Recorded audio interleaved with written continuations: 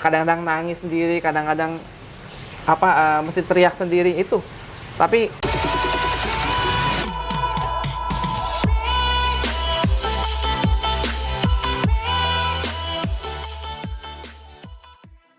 video ini dipersembahkan oleh Makmur Abadi Teknik, solusi Anda untuk pembelian mesin roti, kue, biskuit, dan lain-lain. Selamat pagi, salam sukses, luar biasa. Kembali bersama saya, Friendly. Kebetulan di samping saya ini ada seorang pengusaha yang lumayan sukses di bidangnya. amin. Mungkin agak jarang dan ingin tahu produk apa yang diproduksi dan apa yang dikelola selama ini di usahanya. Mari kita perkenalan dulu dengan sebelah saya, Pak Ari. Oh ya, gimana kabarnya Pak Ari? Kita udah lumayan lama nih nggak ketemu juga. Ya, alhamdulillah kabarnya baik ya. Dan saya ini kenal Bro Friendly ini udah 6 tahun yang lalu. Gitu. Nah, kita udah pakai mesinnya tuh dari 6 tahun yang lalu ya.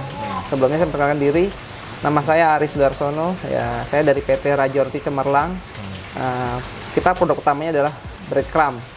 Ya, sekarang breadcrumbnya lagi menjamur di mana-mana dan alhamdulillah ya berkat dukungan Bro Friendly ini ya. Semua mesin-mesin yang kita gunakan diproduksi oleh Bro Friendly dan alhamdulillah kualitasnya bagus, udah 6 tahun lebih masih tahan lama. Kemudian kalau kita ada kerusakan apa-apa mudah sekali perbaikannya, cepat responnya ya. Dan kita juga mengenalin produk baru kita ya. Ini adalah Royal Breadcrumb Mix ya. Kemasan baru dengan menggunakan teknologi yang baru, kemasan baru dan memiliki kualitas sama seperti produk impor. Oh, waduh, luar biasa. Iya. Bagaimana sih nih teman-teman mau tahu nih Pak Ari, gimana sih awalnya Pak Ari bisa jadi bisnismen nih, udah mulai ngelola bikin PT, bikin produk tuh awalnya dirintisnya seperti apa nih? Teman-teman mungkin mau tahu nih. Ya, memang awalnya.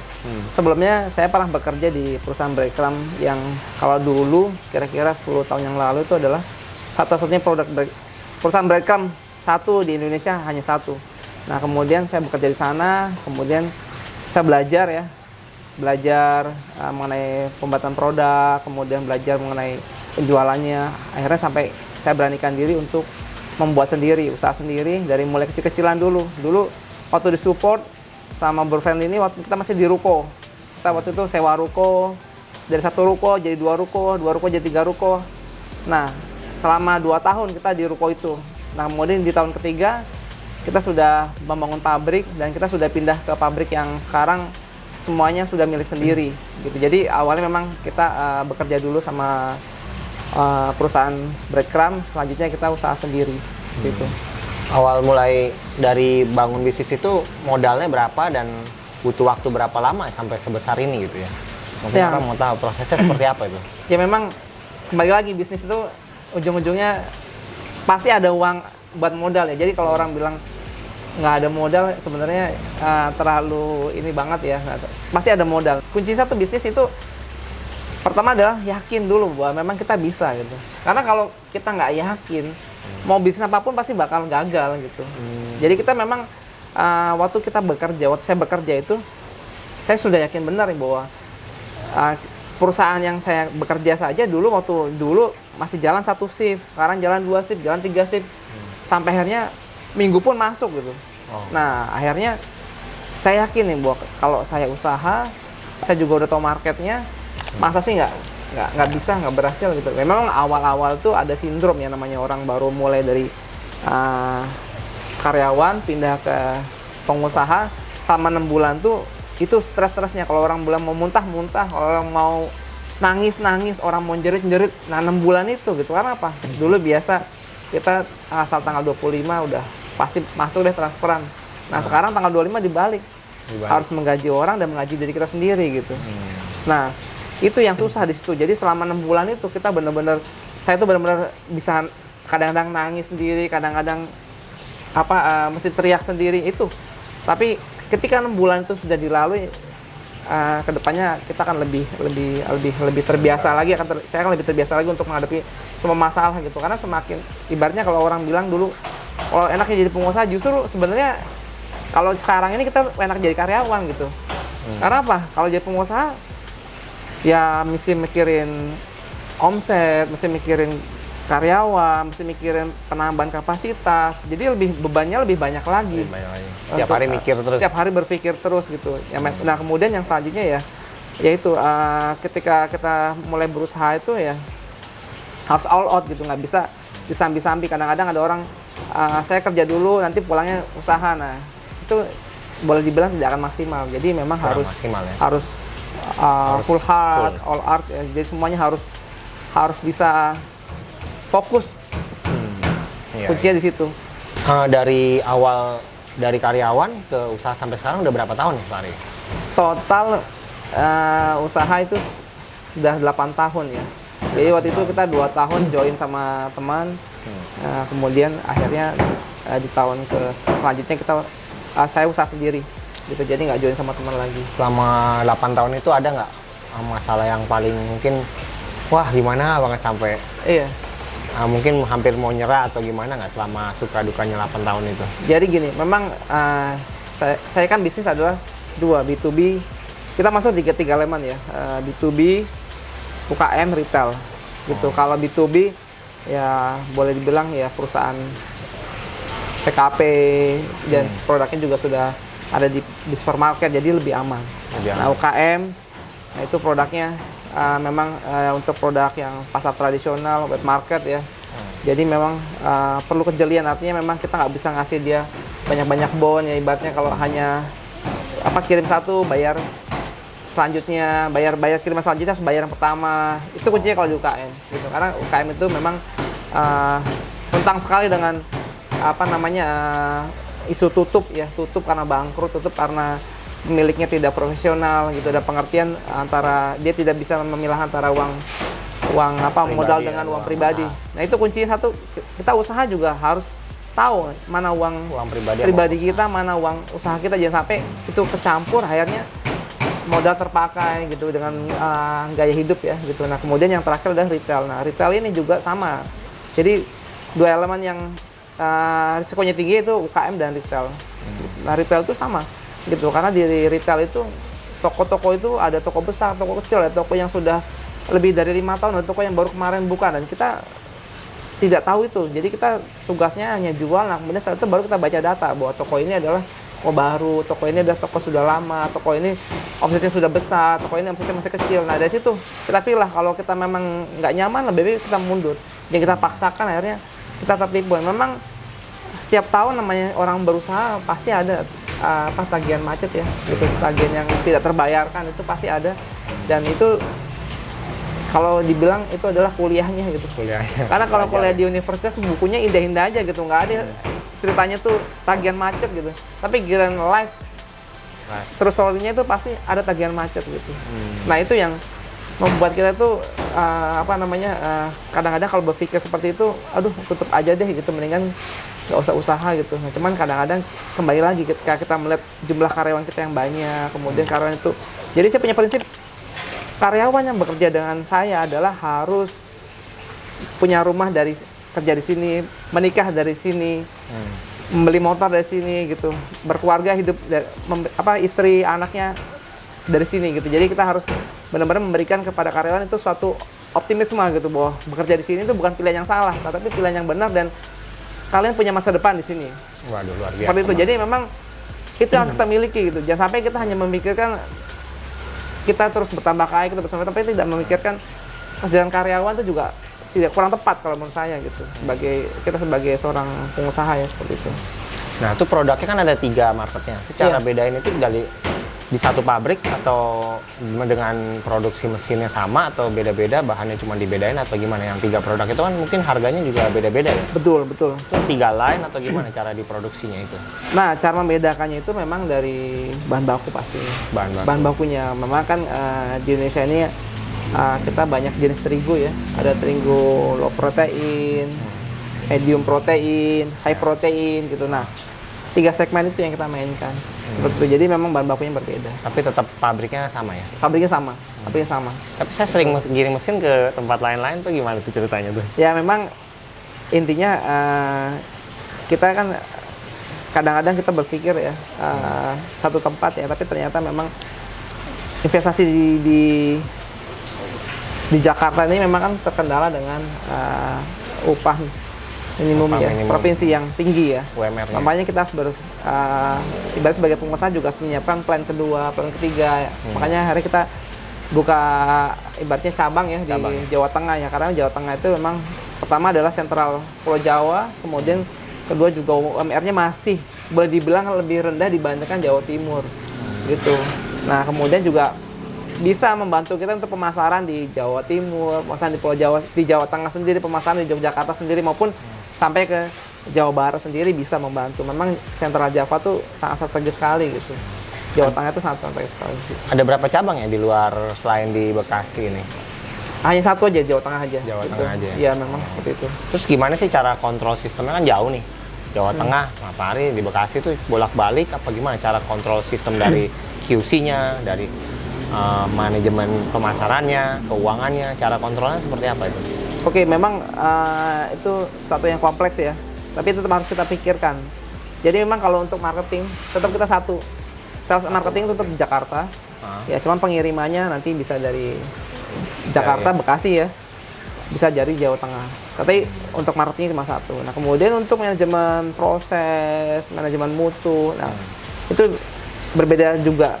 Kalau proses kita menggunakan sistem ya, sistem ERP ya. Jadi ibaratnya kita bisa tahu stok produk yang di sana, yang di cabang kita secara live ya. Kemudian kita juga bisa tahu penjualan secara live juga gitu. Kemudian kalau untuk mutu tetap di Bekasi ini sebagai R&D center maupun QA center. Jadi memang semua yang ditugaskan di cabang itu sudah di training dulu di Raja Roti Cemerlang di Bekasi. Jadi ibaratnya mutu antara di produk kita yang ada di Bekasi maupun produk kita yang ada di Jawa Tengah memiliki mutu yang sama. Dan kita kunci pastinya suppliernya juga kita kunci, jangan sampai supplier terlalu banyak akhirnya mutu juga bisa fluktuatif karena supplier berbeda-beda. Seperti itu. Kelebihan kita punya how know ya. Jadi pengetahuan tentang breakdown tuh lengkap sekali gitu. Jadi dari mulai R&D-nya kebetulan saya sendiri, ya, kita kuat di R&D. Kemudian juga saya waktu itu bekerja di bagian mutu, jaminan mutu. Makanya R&D, mutu itu saya sendiri yang menangani gitu. Ya seperti itu. Nah akhirnya setelah hampir 6 tahun lebih ya, kita sudah memiliki aset yang cukup banyak dan kemudian juga pemasaran nasional sampai seluruh Indonesia. Jadi kalau saya mungkin belum pernah ke Bali gitu. Iya.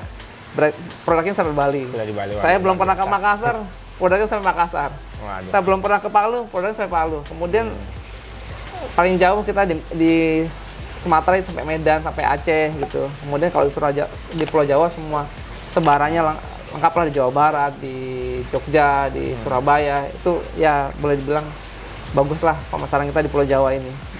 Seperti itu. Sebanyak itu sehari produksi berapa ton ya?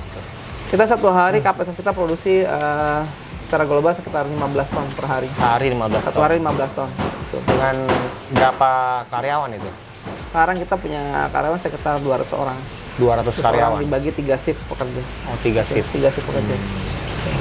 Terus saya mau nanya lagi. 200 karyawan itu kan banyak juga ya. Iya. Itu manajemennya Pak Aris sendiri megang berapa orang gitu untuk membawahi lagi 200 orang itu gimana caranya tuh? Ya memang serata manajemen harus penting ya. Struktur organisasi itu penting ya. Ya pasti ada manajer ya di bawah, kemudian di bawah manajer ada supervisor. Supervisor baru masuk ke foreman atau leader. Nah dari leader baru nanti ke operator. Nah jadi yang kita ajak diskusi pasti ada level manajer dan supervisor, yaitu 1 minggu sekali untuk yang ada di Bekasi. Kemudian kalau untuk yang di luar daerah 1 bulan sekali. Nah, tetapi memang luar daerah tetap kita video call setiap 1 minggu sekali untuk masalah di luar daerah. Diskusi, meeting segala macam. Pasti itu meeting mengenai mutu, meeting mengenai keamanan pangan, meeting mengenai higien, itu fokus kita karena kalau kita mau besar pasti juga kita harus fokus di situ. Kemudian juga Raja Cemerlang ini menerapkan sistem jaminan halal ya, dan Halal. alhamdulillah halal kita adalah halal pusat MUI.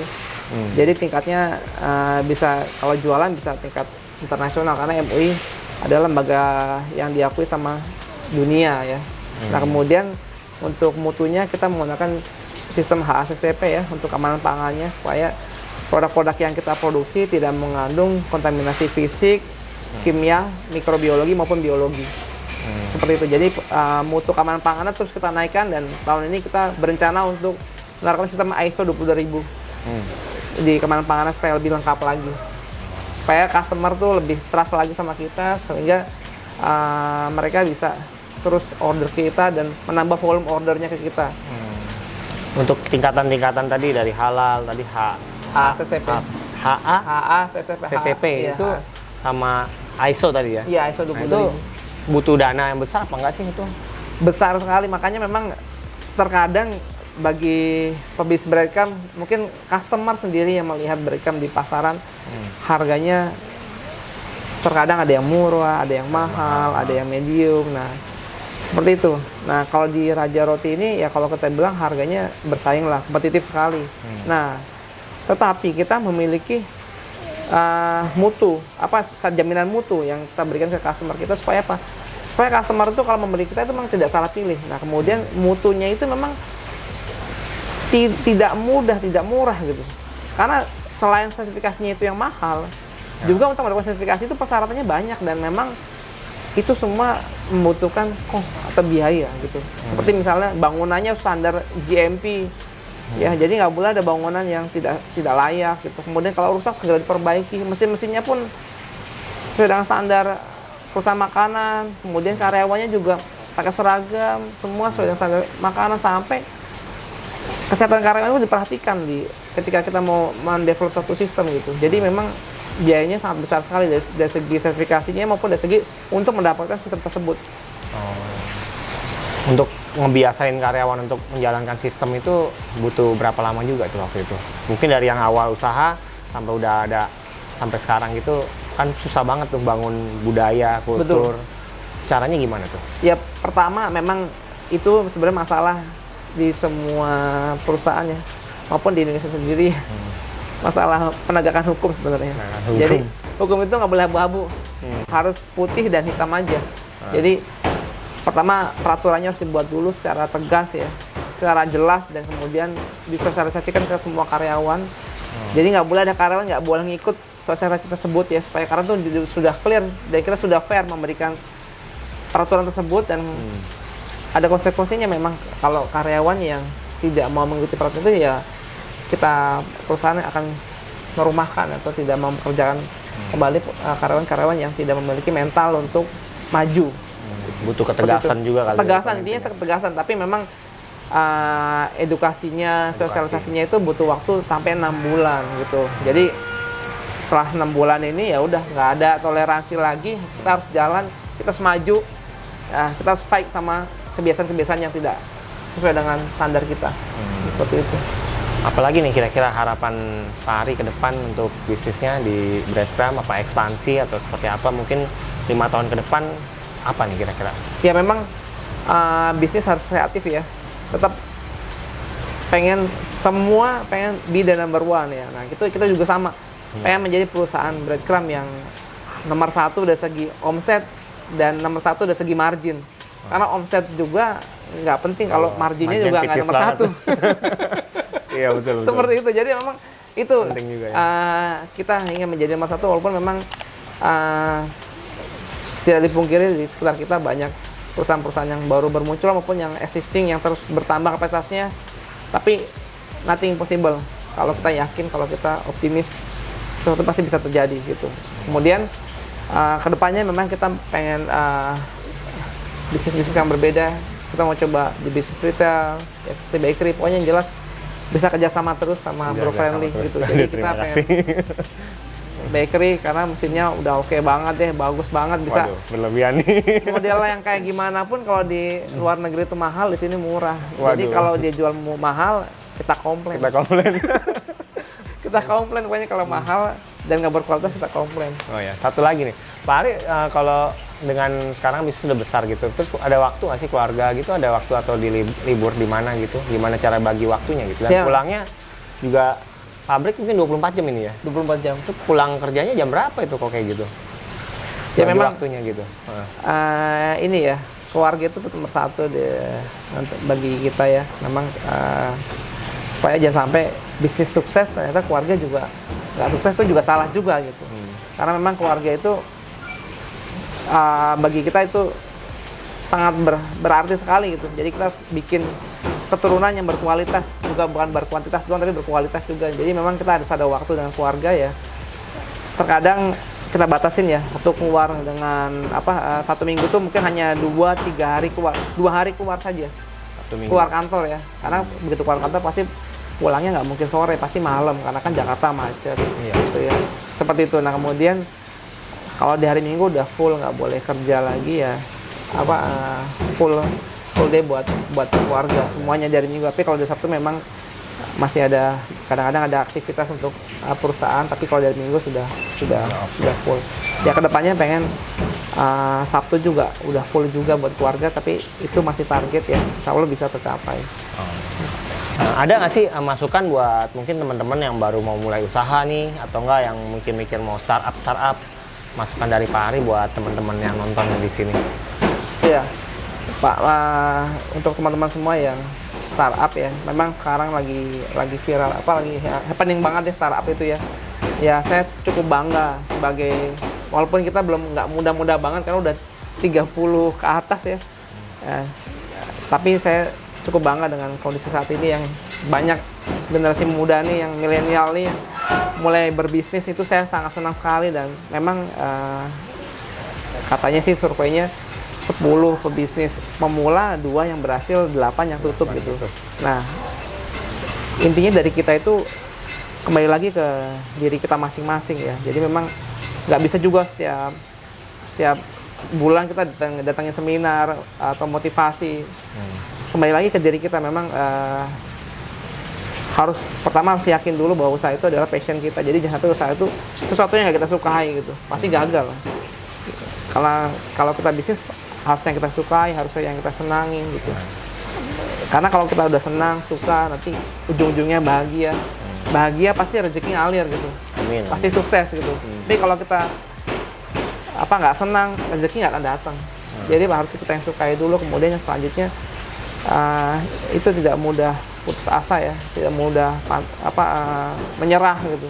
Jadi ya usaha itu juga bagian dari masalah-masalah, setiap hari pasti ketemu masalah gitu. Dan memang proses masalah itu yang bikin kita setiap hari tambah dewasa dengan mengambil masalah tersebut sebagai suatu pelajaran yang berarti gitu. Jadi bukan masalah itu sebagai sesuatu yang bikin kita jadi gagal, bukan, justru sesuatu yang bikin kita tambah kuat, tambah dewasa, tambah bijaksana. Setiap hari masalah itu pasti muncul gitu. Yang selanjutnya yaitu kembali lagi, usaha adalah akan berhasil jika kita baik sama banyak orang gitu, bukan mencari musuh gitu.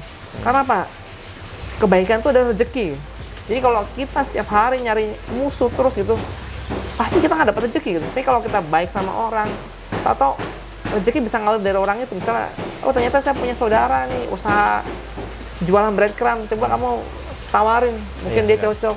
Nah itu, jadi kembali lagi ke sifat kita supaya kita baik sama semua orang, menolong sama banyak orang gitu, supaya rezeki itu bisa tumbuh dari situ gitu, bisa mengalir dari situ. Mungkin itu sih. Sama yang terakhir itu manajemen keuangan. Jadi udah sukses tapi manajemen keuangannya nggak bagus juga masalah juga gitu. Tapi memang nggak semua orang kan nggak punya kemampuan tentang manajemen keuangan, yaitu memang bisa kerjasama sama orang yang mampu, atau bisa juga belajar gitu, atau menggunakan sistem. Yang jelas harus dibedakan antara kantong buat pribadi sama kantong buat usaha itu sih gitu. Terima kasih banyak nih Pak Ari masukan. Mungkin teman-teman bisa dengar juga masukan, ide, atau enggak apapun perjuangan dari karyawan sampai sekarang jadi pengusaha. Dan juga teman-teman juga bisa lihat ini produknya juga bisa mungkin di pasaran dengan merek ini, Raja Roti Cermelang juga bisa. Kalau mau tahu produknya atau enggak mau jualin juga mungkin bisa, tinggal kontak person nanti kita masukkan di sini ya. Oke, sekian bincang bisnis bersama saya. Salam sukses, sehat, luar biasa. Terima kasih, dadah.